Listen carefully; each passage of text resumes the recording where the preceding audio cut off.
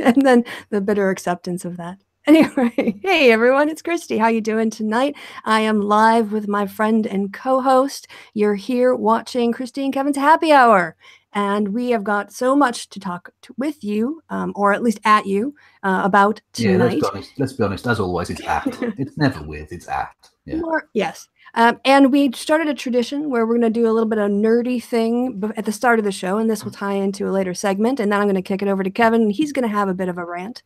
But the nerdy fact I want to throw out for you tonight in our happy hour is like a pub quiz training. Really? Yes. In some ways. For instance, when was the 100th anniversary of suffrage in Great Britain, which I think was our last one. Who was the first American killed for his country in the American Revolution? Dave Bryan. Dave Bryan. That was his name. He was yes. He was a three-legged fisherman. I don't know. With two first names. Yeah. Yeah. So well, that happens. Yeah, quite a lot in English, for sure. Yeah. Actually, he was the first. It was Crispus Attucks. He was. See, all of a sudden, Dave Bryan seems like a real fucking name. Crispus Attucks, indeed. Yeah, it is quite a fancy name, isn't it? He was of African and Native American descent. That's the understanding from the counts at the time. They, I think, described him as mulatto and gave his heritage. And he was part of the resistance, the Boston Massacre. He was shot and killed. He was the first person, who died for the massacre, and therefore that was as we've seen, the shot heard around the world. The start of the revolution. For any of you who remember your schoolhouse rock songs, it started like that.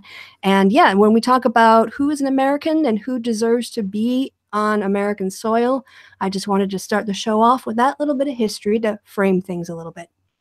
Yes, now, and you having made a very serious and somber point about that, I have to put the British perspective, which is that was the first of the traitors who were rightfully brought to justice by the British state during the American terrorist uprising.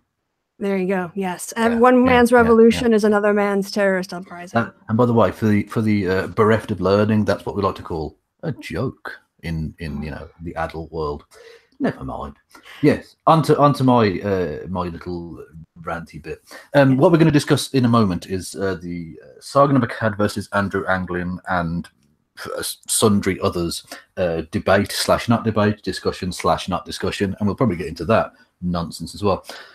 I put out a video of a couple of clips of Sargon making a twat of himself, one of which was him saying, "I'm not going to judge you for being a Nazi," which was to Andrew Anglin, and one was saying that he didn't think that Adolf Hitler, was a sadistic man, both of which are disgusting things to say and believe, but seemingly both things held by Sargon. And I made a video, I think rather lightly actually, admonishing him for this fucking nonsense.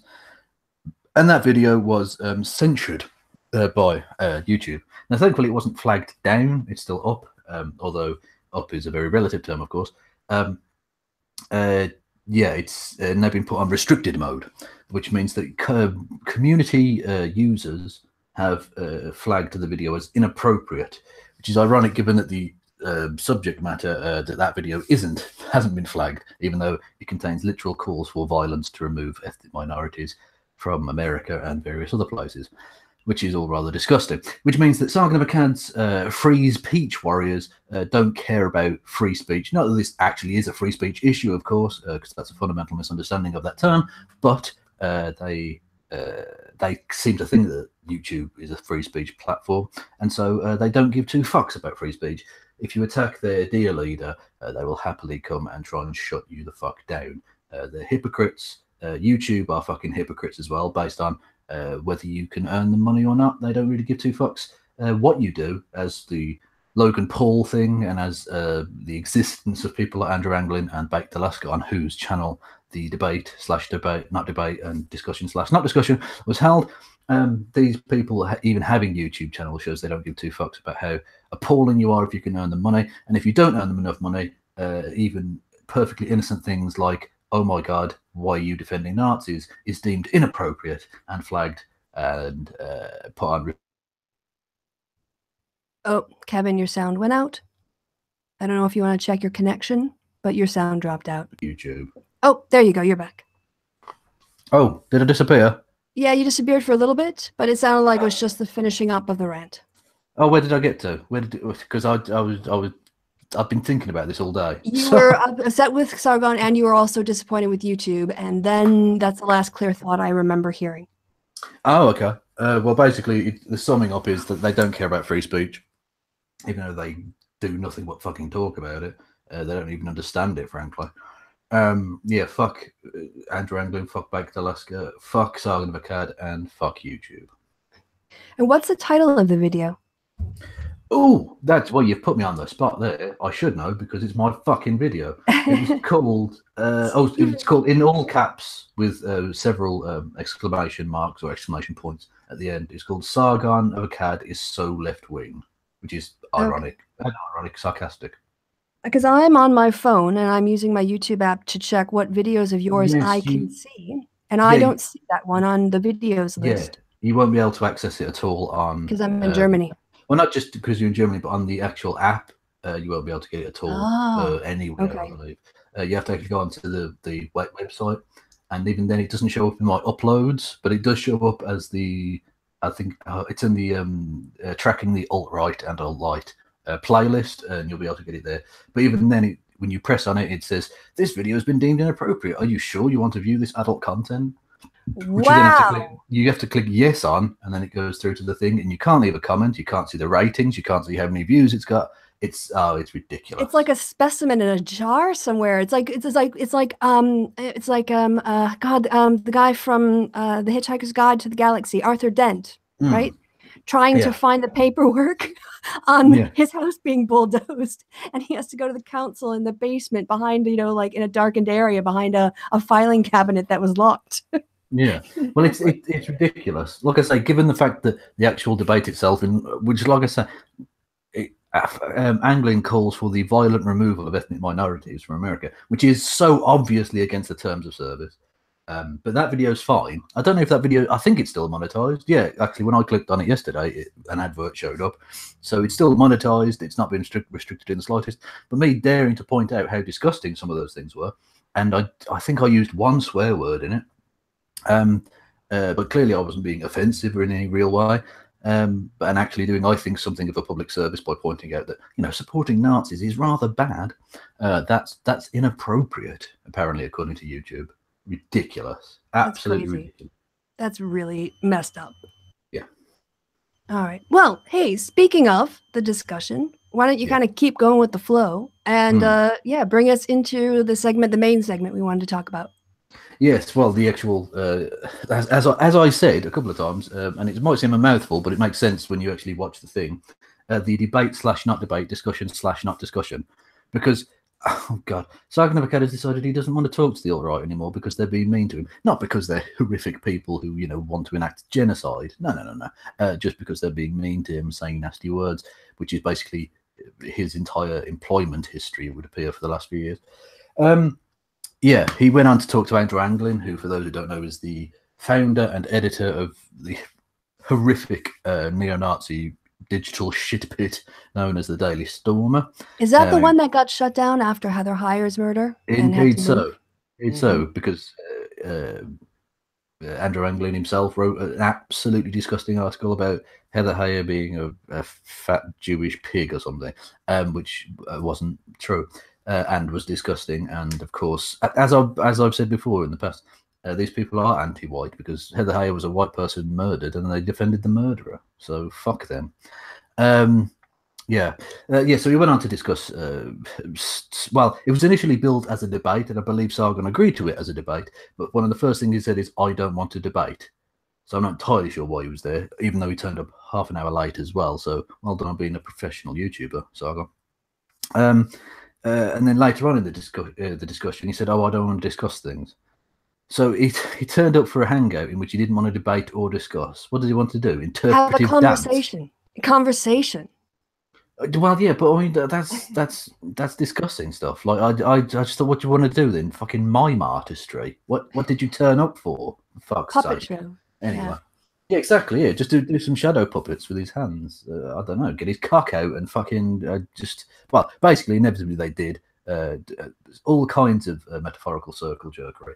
And it's a video I might get around to putting together or not.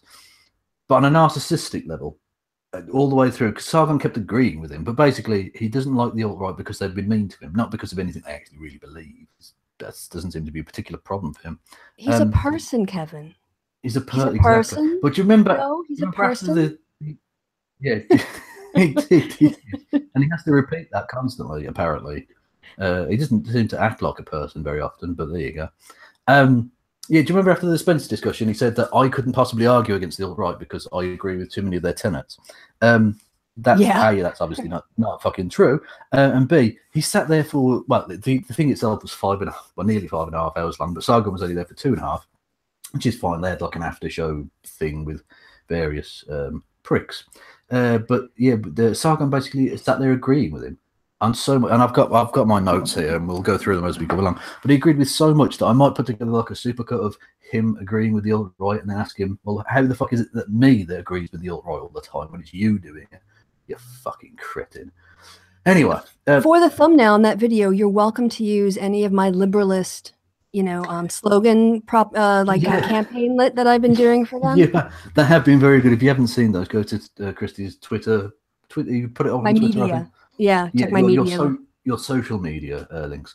Yeah, they've been very good. She put together a number of essentially false propaganda. They're not false, but mocked up propaganda for the liberalists. Well, I would call it more like, like campaign lit, what you'd sort of like the front side of something that would come through your door on a party political kind of thing, so. Exactly. And some of them are fucking expert. They were just brilliant. Some of the quotes. Yeah, they're just Sargon's quotes. So, make your own. Just whatever dumb thing Sargon says, and then his picture, and join the liberalists. I mean, it's endless, the kind of combinations you can put together. Well, exactly, yeah. And then, what sets the tone for the thing was right at the start when, within a couple of minutes, Sargon has said that he respects Andrew Anglin, who is a neo-Nazi piece of shit. And then Andrew Anglin says, oh, yeah, well, I've been a fan of Sargon for several years. Oh, well, this is going to be a really interesting discussion between foes then, isn't it? And you get a little reference at one point, actually. I did get a name drop. Yeah. Did. I'm annoying him, apparently, with my campaign lit. Well, clearly so, yes. And I did get some of his quotes, but not the one he gave me, because the one he gave was obviously ironic. I mean, the whole Hitler wasn't a sadist, you guys are cucks compared to me on immigration. Exactly. Yeah, that absolutely proves the point of the title of my video that was censored, that he isn't left-wing at all, even though he's claimed to be. He's to the right of the alt-right on immigration, because he wouldn't even allow white people to move to his country. I have so many questions about that. So can I intervene here, as long as you're going to do the notes, because then it'll just sort of, So at one point, Sargon said that he wanted to have no immigration into Britain. Yeah, zero. And then, his whole thing with the alt-right, they keep dinging him as a logistics. Okay, let's think of the logistics of zero immigration into Britain, right? So what are you going to do about universities? Because students come in on they're there for years. They often have to take jobs in order to make ends meet so you're just going to ban all foreign students? And what impact is that going to have on the universities? And not only students, but also on staff, bringing in experts from around the world. What about football teams? Yeah. You're not going to be able to have transfers into Britain under Sargon's government because there's no immigration, not even of footballers. And if you're going to allow footballers, well, then you're going to have, what's the bar then? That's not zero immigration anymore. So his position is completely ridiculous. And the thing that he points to as the reason why there needs to be zero immigration is that there's no space left, that when you go on the trains, you can never find a seat. And when you're trying to buy a house, it's impossible. I agree. Britain, when you go, like I used to live in East Anglia, and I used to travel to London, and they're not train cars, they're cattle cars. You buy a space, you don't buy a seat. And the difference between Germany and Britain when it comes to the rail service is, it's not night and day. It's not like India and Germany, where people are hanging off the cars or anything like that. But it is definitely lower quality. And the same thing with the problem with affordable housing. But you know what? That's not a problem of immigration. That's a failure of capitalism. Capitalism has not been meeting market demand. And it's just been charging the same prices and not investing in more cars Yeah. or more drivers or more routes, or people aren't willing to build low-income housing where they turn over a lower profit when they can work in London's markets and make millions. And it's a failure of the market. It's not a problem with immigration, Sargon. The problem is with capitalism. Quite so, and especially here in Britain, the contrast at the last election, where Sargon, again so left wing, supported the Conservatives over the Labour Party, is that one thing that could be gotten around with the problem with the trains is that we obviously need to renationalise them, because you can't. It's been shown that in Britain you can't make a profit from running trains. Essentially, either has to be a public service or it dies. It's not profitable. But what you can do is nationalise them and put public money into it, which is already happening. It's just we're putting massive subsidies into the pockets of private business owners to run a fucking appalling service, which is vastly, vastly overpriced. Like you say, you don't buy a seat, you buy a space in, frankly, hell, in order to be transported to any other place, to the point where basically you have to go by car, realistically, nowadays. You know where hell is? On the trains. Hell in British Rail is when you're in the quiet car and you're going through Scotland and it's 10 o'clock in the morning and the Scots are already drinking. Yeah. That, in the quiet zone, that's hell. I'd just like to say to my Scottish brethren, I don't agree with Kristi's points. Please don't come in and stab me up, or, you know, give me a Glasgow kiss or anything of the sort.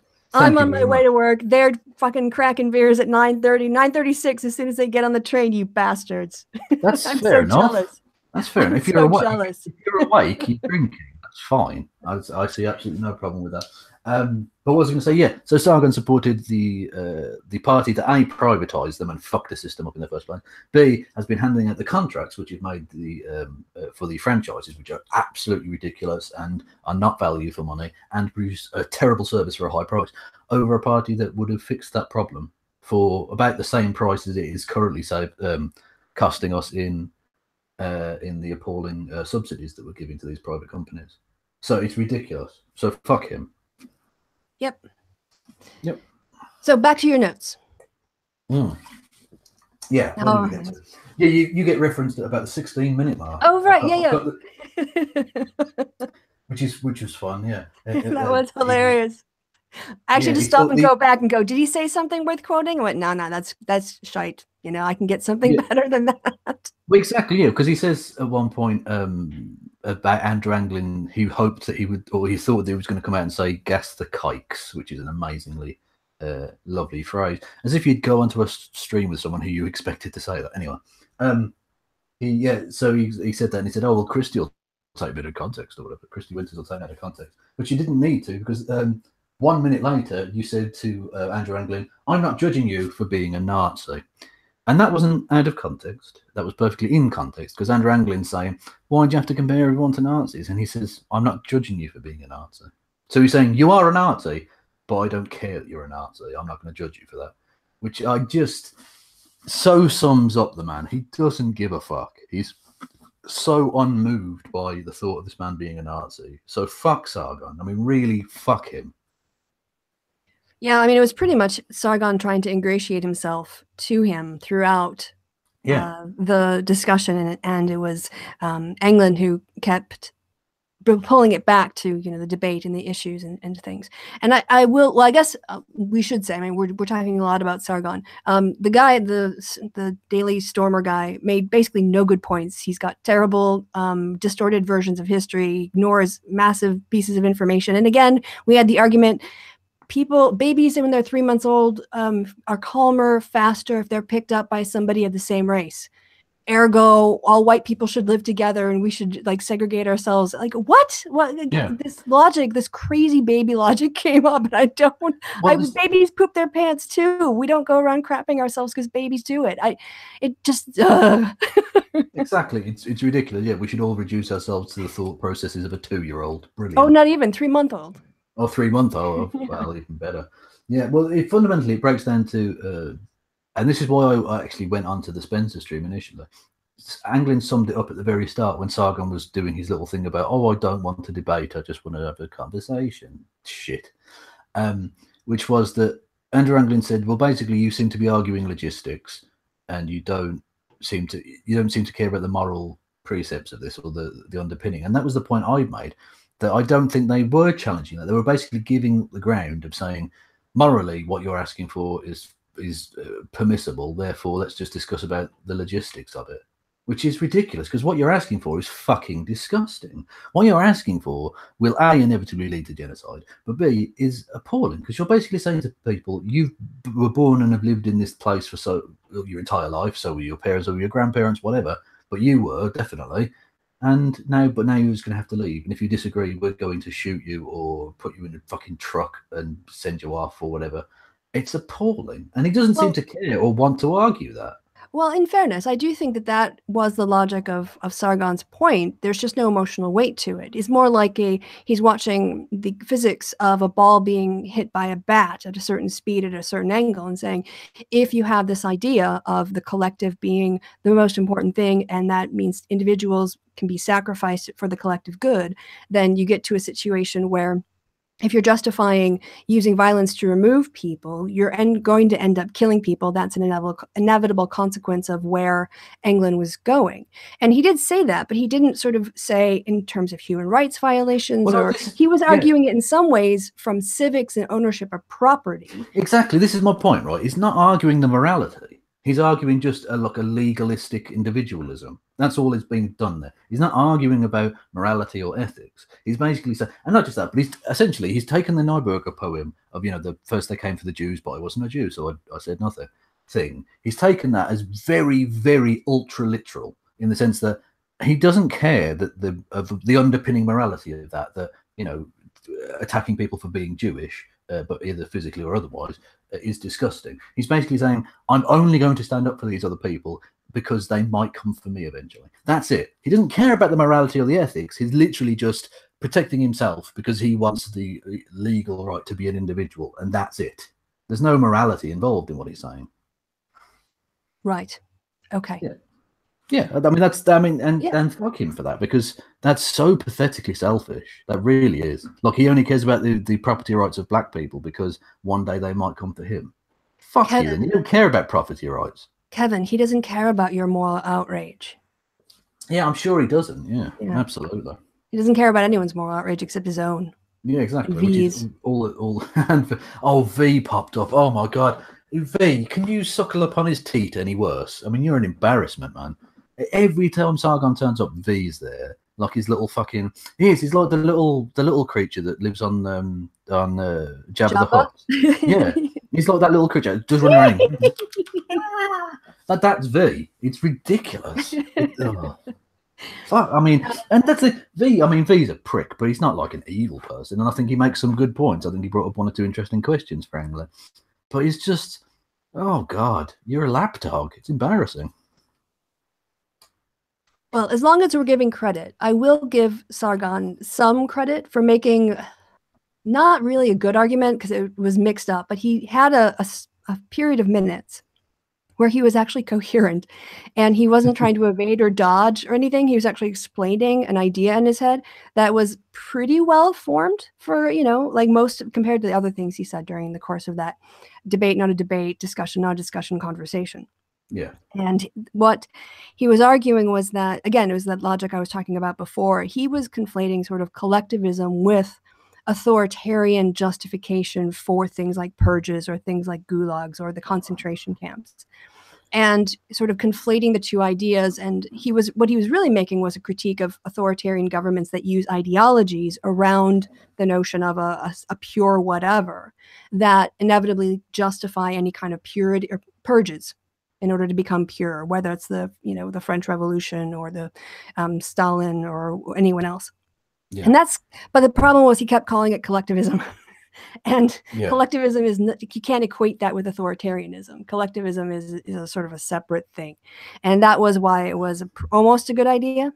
But I wanted to give him at least credit for that part of making an argument that actually engages with a critique of the alt-right and isn't just trying to bait them or get them to say something outrageous, just sort of the easy stuff where he actually, that was over the course of like 2 hours. That was his shining moment. Yeah, it was mostly really, really piss poor attempts at gotcha moments. Really, that was his main right? Because that's all he's got. That's all he's got in his bag is attempts at ponage.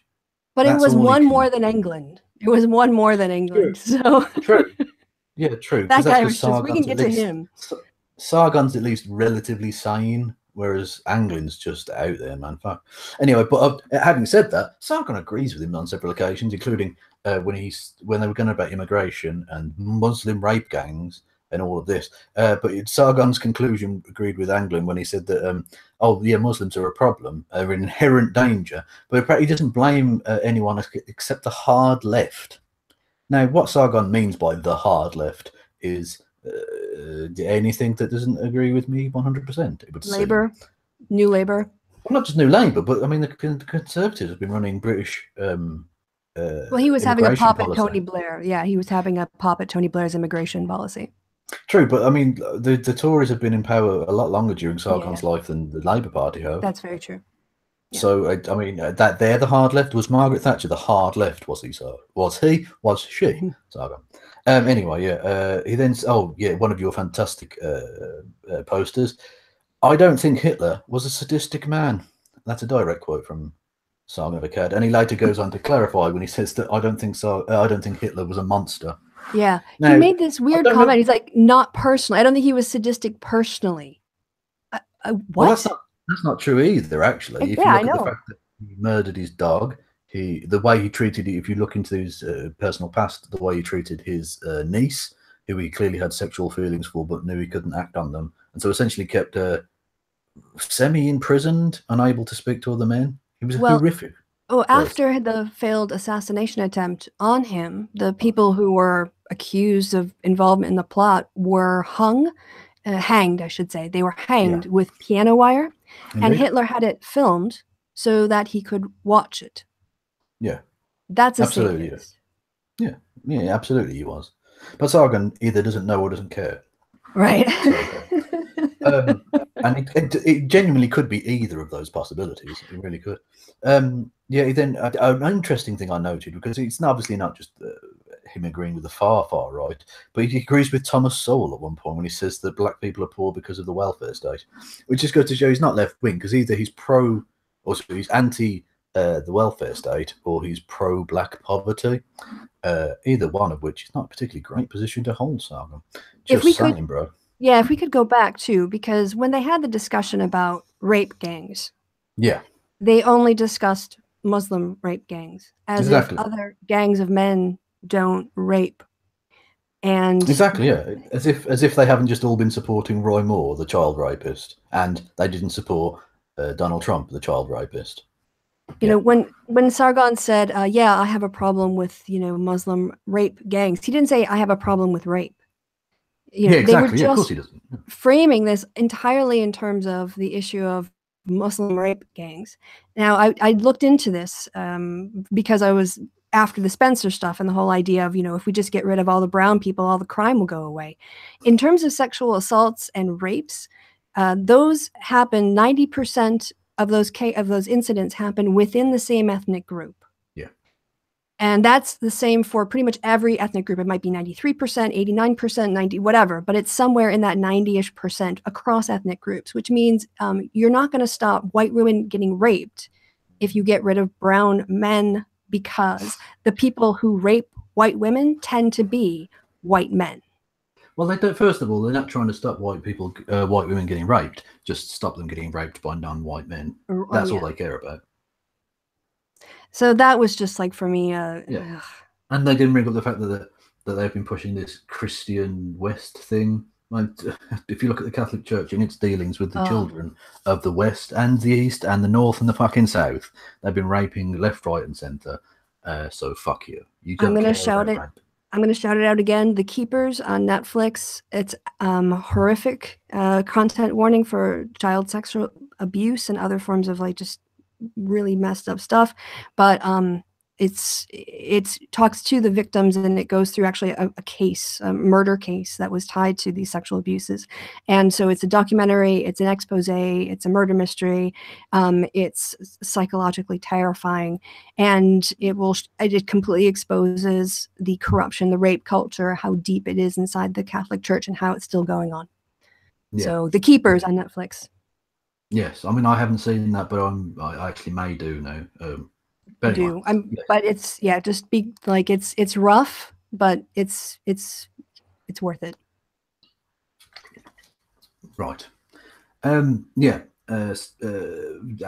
at various points starts going on about the Jews controlling everything, and rather than Sargon saying no, you're fucking absolutely mental, God. he starts going on about, well, no, they might be overrepresented, but and then some really weak source, almost semi-apologetic resistance. I mean, it's really embarrassing, Sargon, you fucking shameful prick. And of course, I feel like I'm almost letting Andrew Anglin off the hook. Fuck you, Anglin. What are you talking about, you fucking crazy piece of shit? Oh, can I just, I want to jump in on this because first, Sargon came in with his sort of weak excuse, but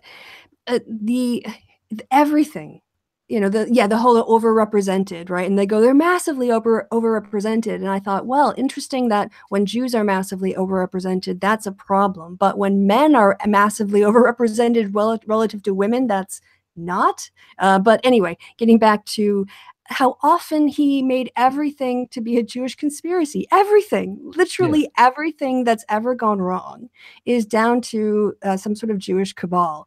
And it's ridiculous. It's laughable if it wasn't. It would be laughable if it wasn't so dangerous. Yeah, communism was entirely Jewish, apparently, and he even names Lenin, feminism, who wasn't Jewish. Feminism entirely Jewish, even though you can name vast numbers of people who weren't Jewish. Oh yeah, all the British sort of suffragettes there. I can't think of that many. Most of the women who were out there doing stuff, it's not like it was a massive Jewish woman's conspiracy in Britain. There weren't enough. Exactly. I don't think the women at Seneca Falls were entirely Jewish. I'd be surprised if there were any fucking Jewish people there whatsoever, for God's sake. Anyway, but yeah, it's all Jewish. That's the thing. They can always, and they get out whenever you say, well, actually, look at these people aren't Jewish. They go, oh, well, yeah, but they're Jewish influenced. That's it. They've always got this is why it's obviously exactly like a religion, basically, that they always have that fail-safe, that psychological protection mechanism of, oh well, even if they're not Jewish, they're Jewish influenced or they're Zionist aligned or whatever. It's ridiculous. It's like tinfoil hat stuff. Oh, it is. It really is. Yeah, everything's controlled by the Jews. It doesn't matter if it's not controlled by the Jews. Even Fox News. Apparently, Fox News is run by the Jews. Rupert Murdoch, apparently. Yeah, secretly. Oh, Jesus fucking Christ. Anyway, getting back to my note. Yeah, Sargon, which is interesting for anyone who actually has any knowledge of communism or the history of communism, will find this particular quote rather amusing. He says, "I'm basically an expert on communism at this point." No, you're not. No, you don't understand even the most core basic tenets of it. You're a fucking idiot. And he also then goes on to say that he's fundamentally nationalist.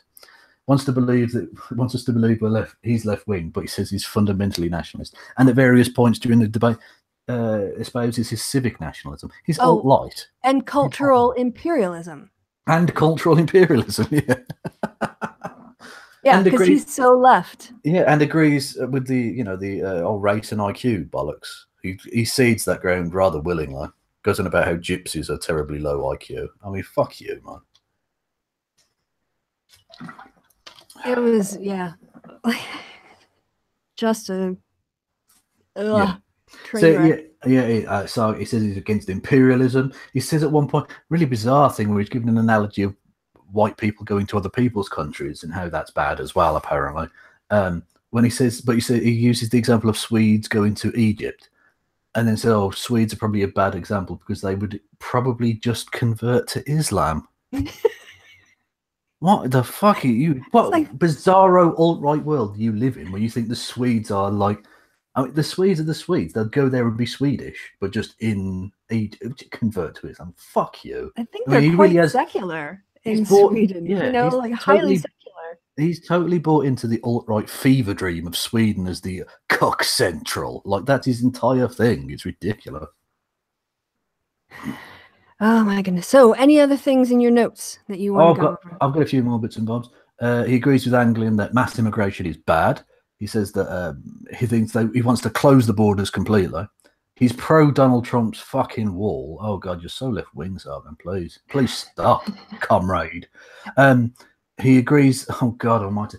When Anglin makes the horrific ending just wrong point about everywhere the black people live is a shithole. Sargon says, yes, I agree. I wouldn't want to live in Chicago. Yeah, Chicago is lovely. Well, Chicago I is know really nice. I've never been, but I know people who live in Chicago, and they say it's fine. I mean, it's got like every major city, it's got its rough areas, but it's fine. Yeah. You know, and the other thing too that Sargon never kind of pulls them up on in these discussions is when they talk about the white immigration policy that was happening, you know, early on in the colonial days and Thomas Jefferson and all this.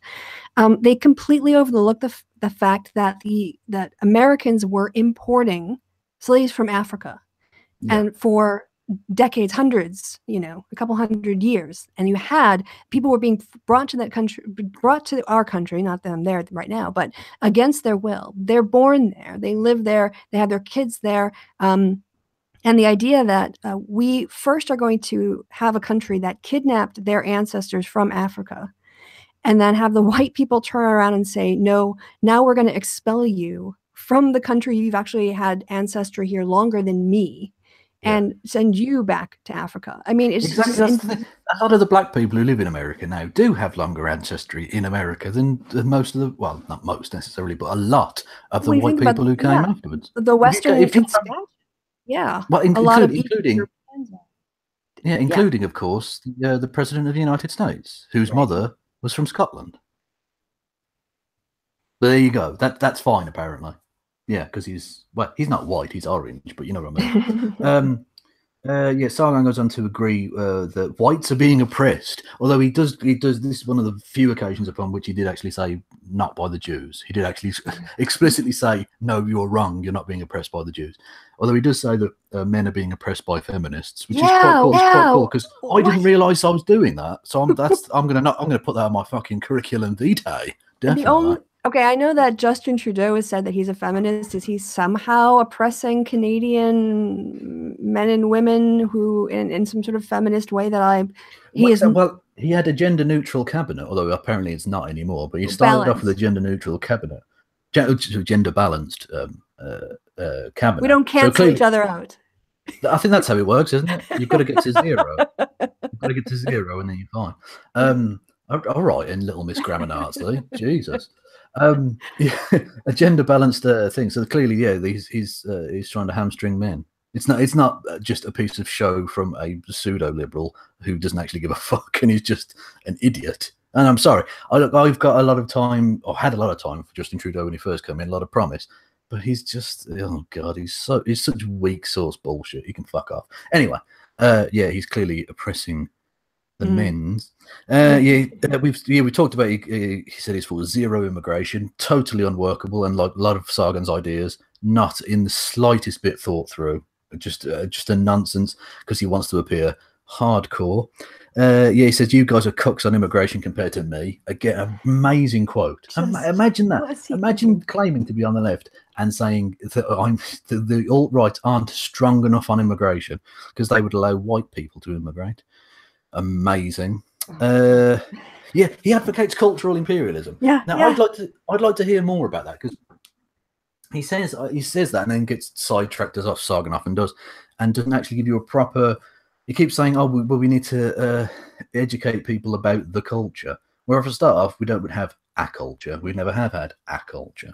But even if we did, we'd have to decide what that was and how. He never actually explains what he means by advocate for. What does that mean? What you're going to send outreach teachers to African villages? What do you mean? What I picture is from Empire Strikes Back and the snow machines with the AT-AT, the one, the walkers, right? They're coming out.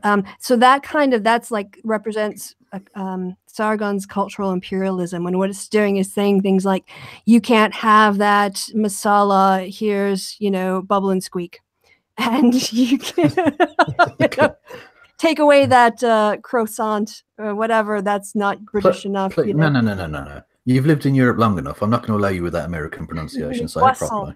Poisson. Thank you. Poisson. Your average American. America is like I don't want to be rude about this, but it's like the slow kid in the class where you don't want to be rude, so you go just let them off. It's fine. Okay. They said croissant or whatever. Just let it be. But you've lived in Europe long enough now. You don't get that. Well, what I was reaching for was the cronut. and I couldn't remember how the neologism, which went in what order. So yeah, then I just filled in croissant and croissant, and it just turned into very. So anyway, you know, so that it would just sort of make everything really bland and a lot of pop, Brit pop. Get rid of those French fries and give me some freedom fries immediately. Yeah.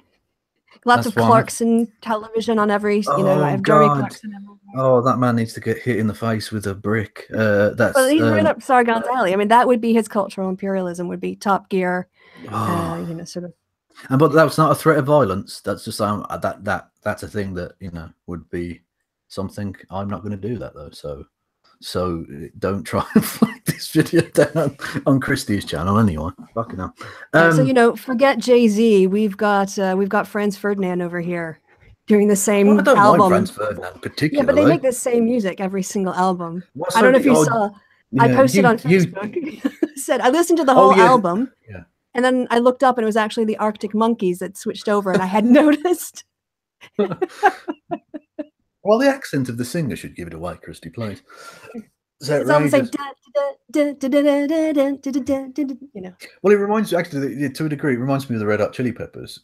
Actually make good music, but it's the same album every time. Yeah. Every fucking thing is ridiculous. Anyway, and that's only for the last few. Don't get started on the early funk. Don't test me on RHCP, okay? Yeah. Oh God! Another brilliant quote. It's so glib the way he says it. He's trying to defend the British Empire, which I think tells you. Oh yeah. And he says, and he said, "Yeah, it may have committed the odd genocide, but generally it was a positive force. It might have committed the odd genocide, like just a throwaway comment. Yeah, it committed a few genocides, but it was a good thing." I'm gonna have to find a way to make that fit on some doorlit. Oh, yeah, it's ridiculous. It might have committed the odd genocide. Like, that's just and that's but I thought the alt-right were against the white genocide. But we're not talking about that fake genocide. We're talking about an actual genocides. And Sargon's just breezing past that as if that's nothing. Fuck you. Colonialism, yeah. But, you know, when they built the railroads, what? People, exactly, what? You destroyed lives? Exactly. We exported millions of tons of rice and grain from India during a famine that killed 4 million people. That's fine. Because, you know, we give them the railways.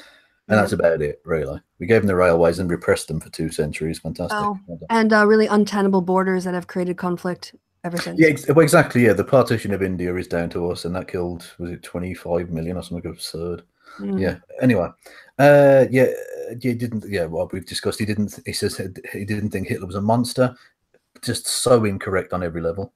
Feminists are oppressing men. Yeah. Oh, brilliantly. He says that Tommy Robinson. Now, Tommy Robinson's a man I've discussed on my channel. I don't know if your viewers are necessarily familiar with him. He was the leader of a group called the EDL, the English Defence League, who were a sort of proto-alt-right group, I suppose you could say. Very racist, full of all sorts of neo-Nazi scum. Essentially, football hooligans went around pretending to care about militant Islam, but just wanted to smash the place up and attack ethnic minorities. Apparently, he now works for Rebel Media in Britain, but it's a Canadian company. Yeah. And he says that Tommy Robinson's being oppressed by Muslim lobbyists. I don't even know what that means. What are you talking about? What does that even? That was baffling to me. And also, yeah, poor Tommy Robinson. Yeah, he only cost the British taxpayer about fucking 500 million quid with having to clean up every town centre in the fucking land. Jesus. Anyway, and I'm sure he's just quoting. I think he's just quoting some Gab headline he must have come across. Possibly, who knows? Yeah, he says the far left control everything, which is wrong, just so obviously wrong. I mean, yeah, exactly. The Conservatives are in power in Britain, so he can't be talking about his own country. America, you've got Trump and the Republicans controlling both houses, and indeed the Supreme Court, quite illegitimately, of course. So where is he talking about there? Where the fuck is he talking about? And that actually bleeds into a thing I think we can get into as well, about him talking about the SJWs constantly. But I did want to just bring up one fantastic quote towards the end as well, where he says, individualism doesn't mean individualist. Now, what the fuck is that? That's wrong, surely. Individualism doesn't mean individualist. Surely that's... maybe he meant individual. Well, maybe, but he didn't say that, and that he's just stupid. And again, individualist individualistic, individualism. I would actually, to parse those, I would probably need to look them up, like, you know. It seems to me like a fucking tautology, frankly. But anyway, yeah. I'm not. I don't see a distinction there. The core. This is the thing, right? And I responded to. I can't remember who put it out there, but basically, it was a sarcastic tweet along the lines of the SJW.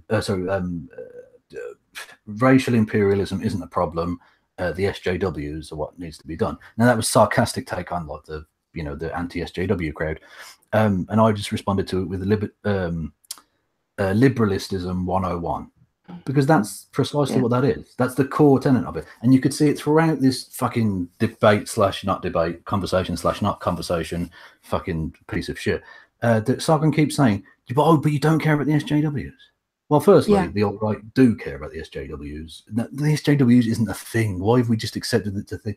Anyway, the social justice people, whatever, they do care and have remorselessly gone after them, including, of course, trying to shut down my channel and having shut down Richard Coughlin's channel several times and flagged virtually every video.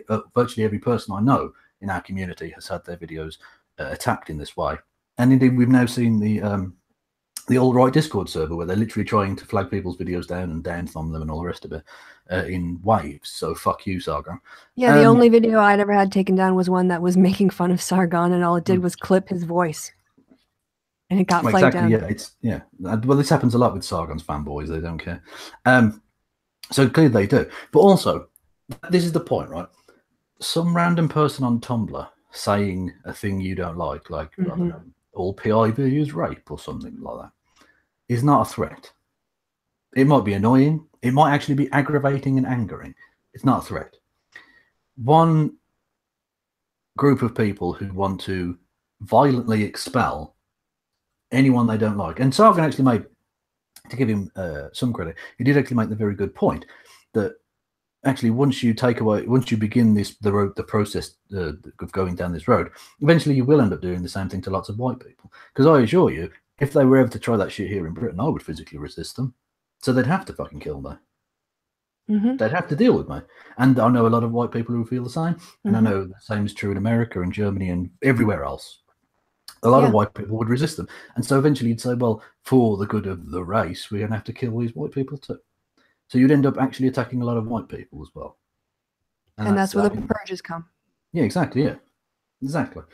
That is a threat. That's a threat not just to, obviously, to ethnic minorities, but to white people, to everybody potentially, because even people within the, the quote-unquote inner party, we saw with what the Nazis did. But if you look at the Night of the Long Knives, that was not enemies that were being killed there. Those were other Nazis. These people, if you're a threat in any way to the clique who were in control, you'll be killed. And of course, Andrew Anglin is such a lying piece of shit, such a dishonest piece of shit, which Sargon seems to think he was being honest, whatever. Even though Andrew Anglin might not want to kill people, he might not be the sadist. That he claims he's not a sadist. Okay, maybe he isn't, but he knows a lot of his supporters are. He must have seen, as I have seen, them calling for genocide, wanting to, kill black people, Hispanics, Muslims, whatever. He would not be able to hold those forces back because they never are. They never, ever are. Every time this has been tried, it leads to widespread slaughter. And Sargon doesn't seem to care, and Anglin doesn't seem to care, because I think Anglin wants that. I think anyone who uses the phrase race war, is basically sowing the seeds for violence. Because there's if you said if you're gonna say your model was going to be Gandhi and nonviolence, you can't really force people out of their homes. And also this is just a practical question: where are you going to send citizens of the United States? They're not legally allowed to go anywhere. You can't just put them on a plane. I mean, it's one thing when they're talking about returning people who are in the country illegally because they do have a nation of origin. But if they're talking about decitizing, sort of like if you're not white, you're no longer an American. Yeah, exactly. Well, that's the thing. Just because 200 years ago your family were taken from what is now called Ghana, let's say, you don't have a right to return to Ghana. Yeah. That's a political entity that now exists in the lands that your great-great-great-great-great grandparents were taken from. But you don't have a right to go there. You'd literally be creating a refugee crisis. Yeah, you might be allowed in, but not in the numbers that would inevitably have to go, considering there would be millions and millions needing to return, well, not return because they're not from there. Most will never have been there to go to these West African states. Well, and then what do you do when you've got a big dysphoria, like a population that can't go anywhere because people aren't accepting them? You put them into camps, don't you? Exactly. Yeah. We've heard this story before. Yeah, exactly. Unless are they imagining they're going to live the life of pirates on the high seas? Like, where do they think these people are going to go? Well, they know where they're going to go. Their plans have been laid out, 70, 80 years ago. In Europe, they go into ovens. That's where they go, and that's what they want. Ultimately, whether Anglin personally wants to do that or not, that's inevitably where he knows that movement leads. And so clearly, I don't think you can say he's against it because he must know it's true. Yeah, I guess that's why Richard Spencer has this sort of like, section off the country into different parts and just drive people, onto reservations. Well, Andrew Anglin, at least to some extent, cleverly skirted around some of that problem, whereas Richard Spencer comes out with nonsense like peaceful ethnic cleansing. That's not possible. That's not possible. No.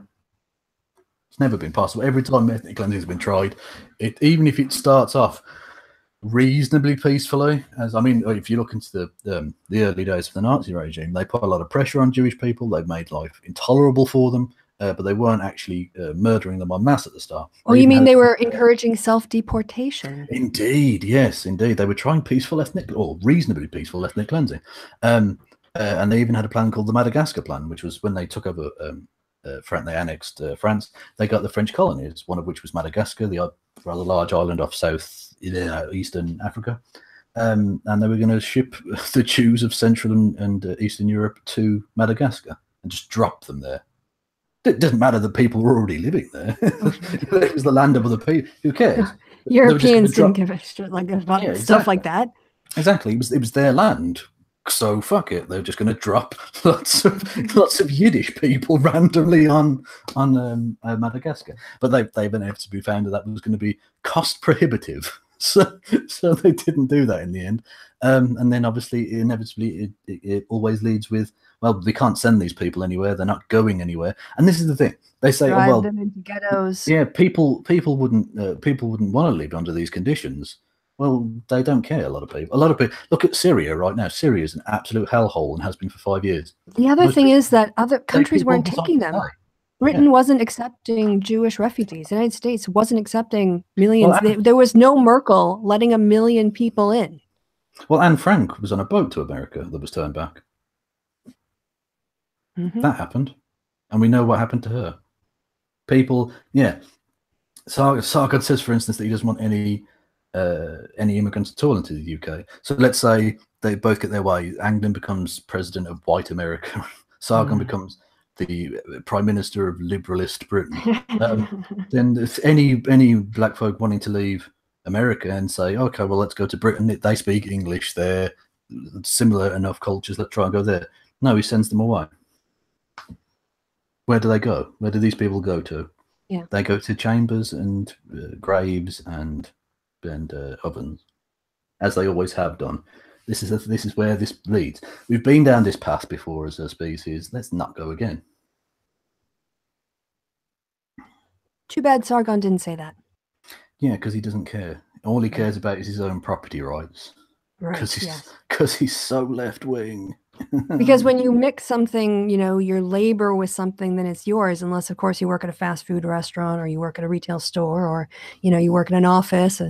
Yeah, exactly. Yeah. I mean, ridiculous. And he didn't even, another thing, he didn't even challenge the idea that when he was going about what about the property rights of black people, and Andrew Anglin said most of them live in Section 8 housing, which isn't true. No, not true. And that's not the extent of private property, is it? They will own other things, which you will be denying them by expelling them.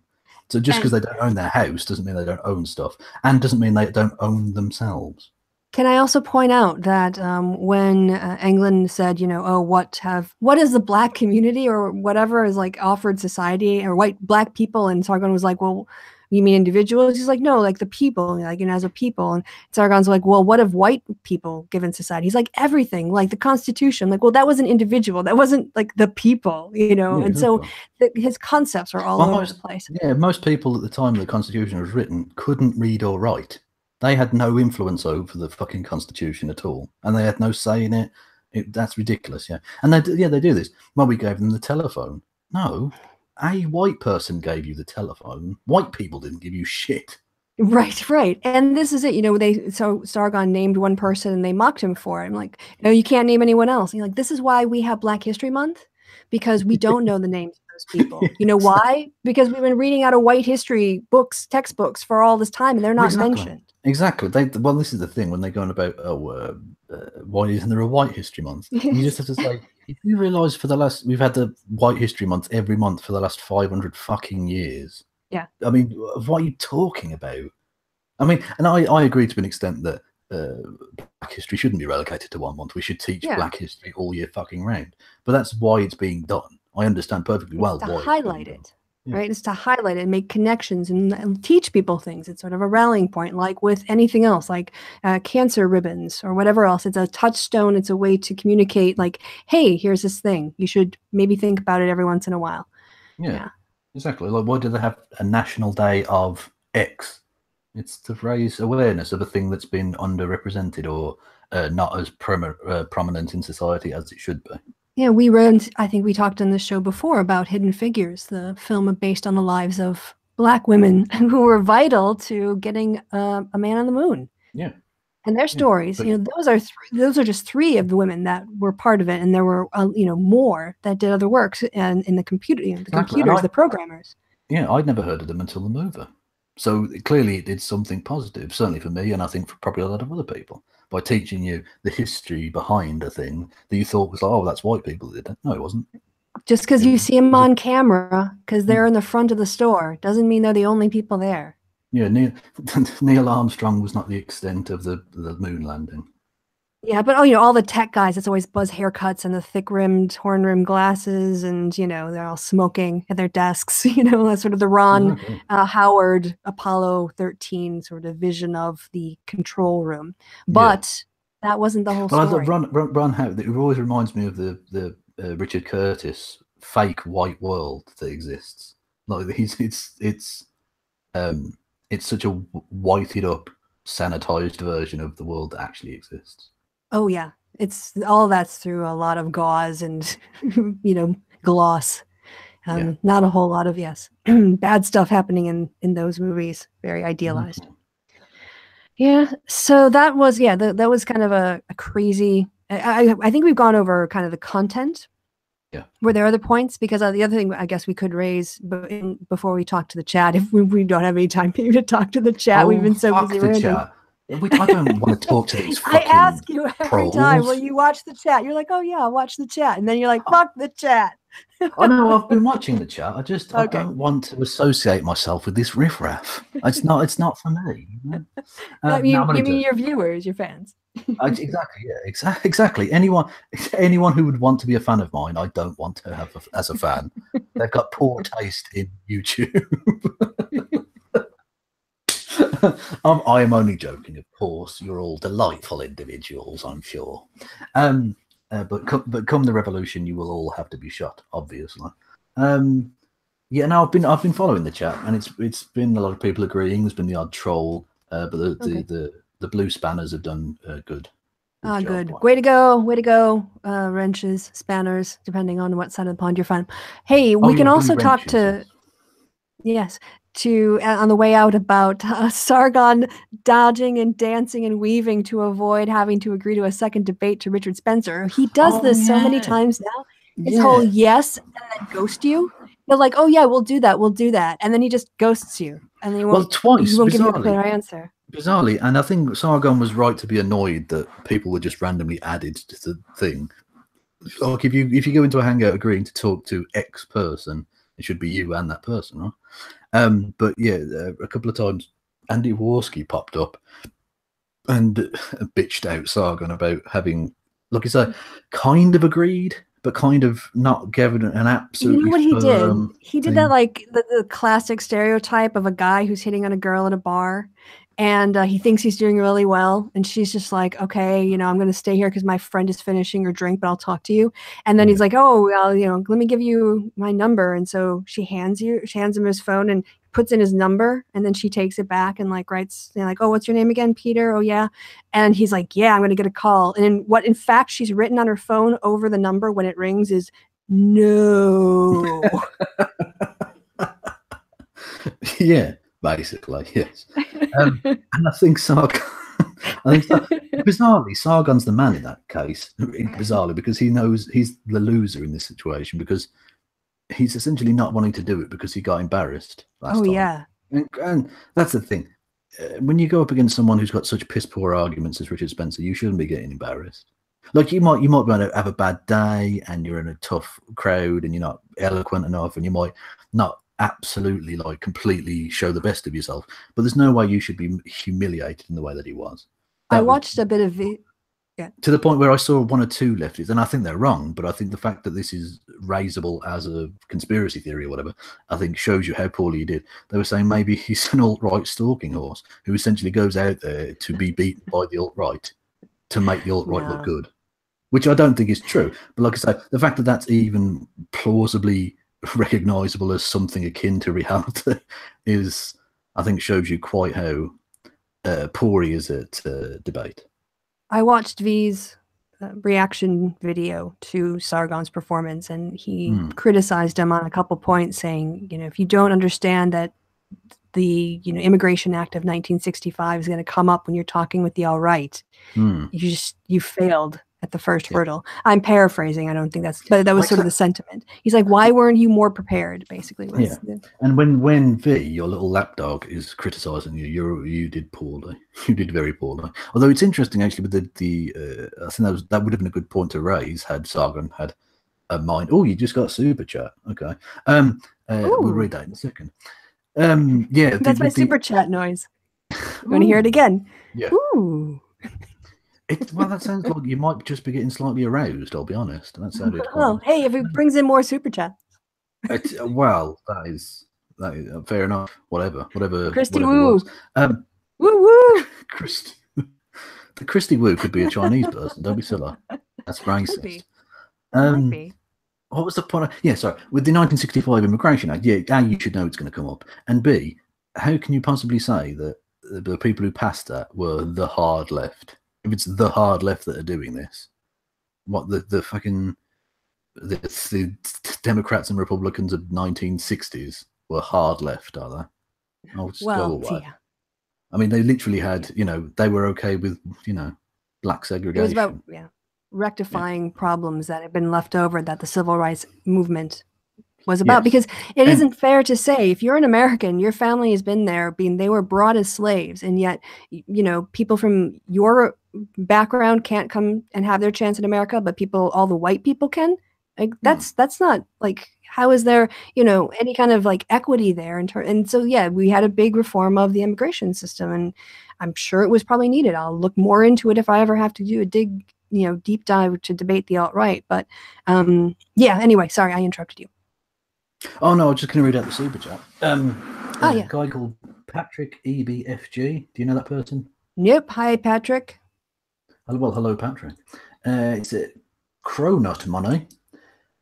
Did you see the Ariel drama where she is doubling down on, quote, lesbians don't like trans women by definition, unquote, again, but still claiming to be an LGBT advocate? It's your channel, so you go first. No, I'm not aware. I think I might have seen something on the Twitter in the last couple hours. Did Contra do something on that? Maybe, because I saw some kind of discussion happening, something with trans women and lesbians, but I had to scroll through. I didn't have a chance to look into it. But yeah, I haven't seen the latest iteration. I saw. Well, actually, I didn't see any direct reference to Ariel, but I saw. Natalie ContraPoint saying something like she'd had lots of people going into her DMs saying, I don't like penis. Is it transphobic? Blah blah blah. And she's like, no, you don't like penis, that's fine. So I haven't seen the latest Ariel Scarcella nonsense, but I know from her past the kind of thing it'll be, and that she's a transphobic piece of shit. So she's not an LGBT advocate at all. Yeah, just saying you are something doesn't actually make you something. You have to look at what you do, not what you say. We all should know that from Trump by now. Yeah, exactly. Yeah. Oh yeah, so watch Randy Rainbow's "Stand by Your Man" because that's I think his most recent one that he did. Yeah, and Randy Rainbow stuff generally is very good critique of Trump. Do you know him, Kevin? Kevin? I heard you make a noise and now I don't hear anything. Oh no! Well, this is going to be weird because now it's 5 minutes after the hour. We should be wrapping up. And oh, there you are. You're back. Okay, now I can hear you. Yeah, sorry. I couldn't hear you before. I cut out briefly. Apologies. I was just saying hello because I couldn't hear you. So we didn't miss anything. All right, just us both going hello, hello, hello, hello, and now I'm doing it again, but with sound. That's great. Exactly. Well, not just that, but you will have been picked up. So the last minute will just have been you saying hello repeatedly, which is quite fun. Well, I said a little more than that. I know how to do the verbal dance. It's like, yeah, exactly. It's like some sort of Kristi hello ASMR video. Now, so. That's what it is. Wooing and ASMR. That's what they come here for. Woo. All right. Well, hey, last orders because it's time. We're 5 minutes over the bell. Exactly. Yeah, and you're getting the young kids who clearly aren't actually 18 are now throwing up in the alleyway next door. Right. Oh yeah, making that last sad attempt to pull in the chippy after. Fuck boys are swarming. Yeah. Oh God. And this is the Western culture they want to save. So yeah, come on, cultural imperialism. They want the Durham High Street or Colchester High Street. Exactly, yeah. Across the world. Who wouldn't want to save people being randomly knifed in pub car parks every weekend? Can I also just say, I think it was during that conversation where Sargon brought up chavs and Anglin kept calling them shavs. I kept thinking of that Jimmy Carr joke where he didn't hear the word chav until he just saw it red, and so he just went around calling them shavs the whole time. Yeah, who are these shavs? They sound delightful. Yeah. Yes. Also, the way it was pronounced there, I couldn't help but think of Steve Sharps. That's in my head now. Of Steve just dressed in head to toe in Burberry and bling, fake bling. Yeah, it was. Like, come on, man, give me my Esbo. Oh, don't do that accent ever again. I mean, I feel both racially and culturally abused. That was my impression of Ali G. So is it racist to do an impression? Yeah. Well, yes, because he's ironically a Jewish guy, given what we would have been discussing. Oh no! See, it all comes back to a middle class lad taking the piss out of the working class, which. But that was the whole but it sort was an accurate accent. The whole funny thing of him when he used to do Borat, the fake Kazakhstani reporter thing. Well, before the movie came out of that, he did a thing where he went to like this American sort of hoedown bar thing in America, and started singing his song "Throw the Jew Down the Well." Which is about killing Jewish people. Oh, right? yeah. And he goes, throw the Jew down the well so my country can be free. You must grab him by his horns, then we'll have a big party, which is horrific and racist as fuck and very alt-right, actually. But the sort of joke is that he's singing the song to these people and they start singing along, but he's actually a Jewish guy. That's sort of part of the joke. Like Sacha Baron Cohen's actually Jewish. And so it becomes sort of so cringy and horrific that it becomes really quite funny and shocking. But yeah, that's. I thought that, I don't know why I've gone off on that rant there, but that's all right. I in defense of the accent being accurate. I remember when I got to Essex, a woman and I we met up and we were like, okay, let's go out in the town center, and we didn't really know where we were going or how to use the buses yet. We thought we'd just walk, and we get to the city center and not like the high part of the street, but like on the way to the high street. And some guy came up to us and we asked him for directions. And he just looks at us. He's totally pissed. Americans are drunk. And he goes, "Are you unibirds?"